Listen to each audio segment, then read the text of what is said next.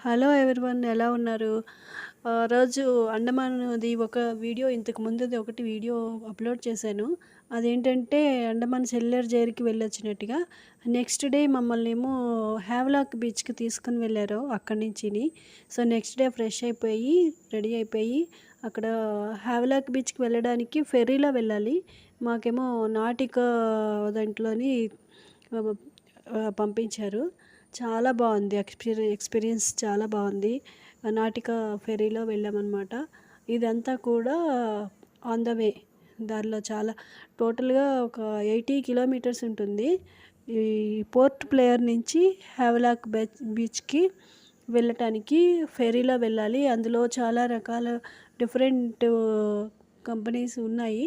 నాటికా ఉంది, ocean fly ఉంది. ఇంగ మా ఆయన ఉన్నారు. ఈ ఫెర్రీ లోపల అందరూ ఇక్కడ కూర్చున్నారు. సో, జర్నీ చేస్తున్నారు ఫెర్రీలో. టీవీ ఉంటుంది.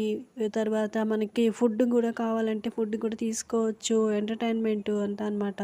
సో, కూర్చొని అట్లాగా బయట సీనరీ, బీచ్ అంతా కూడా చూస్తున్నారనమాట అందరూను.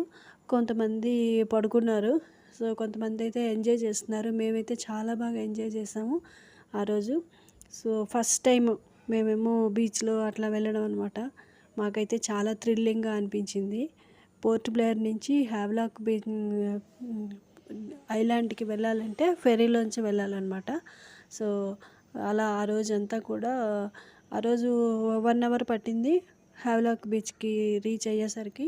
సో, అక్కడి నుంచి ఇంక మమ్మల్ని రూమ్‌కి తీసుకొని వెళ్ళి, రూమ్ నుంచి మళ్ళీ వేరేగా ఇంకో ప్లేస్‌కి తీసుకొని వెళ్లారనమాట.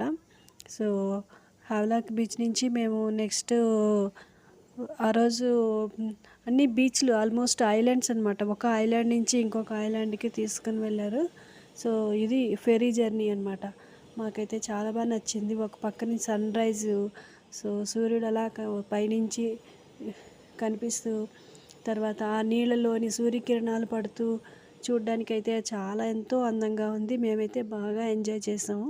నెక్స్ట్ డే ఇంకా ఎక్కడికి వెళ్ళామనేది నెక్స్ట్ వీడియోలో పెడతాను. అంతవరకు బాయ్ బాయ్.